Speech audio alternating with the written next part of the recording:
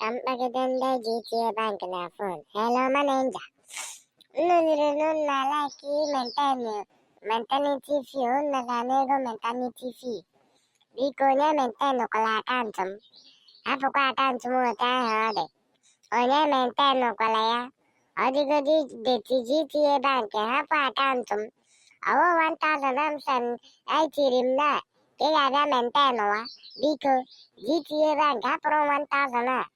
1,000 kemgbe ị gaghị gwakwa m na ị chọrọ imentenu m akaụntụ ego abatala na ị chọrọ imentenu akaụntụ m chọọ 200 m achọ unu agaghị alaiki m na bank ahụ GTA bank gakwa vileji anyị ga-ajụọ m na-akụkwa nsị ihe m na-akụ ebupụrụ m okpu thank you bikonu onye mentenụla akaụntụ m ka 50 naira apụla bịa maka ọ fọdụ wa agbaala bikonu thank you for banking with me.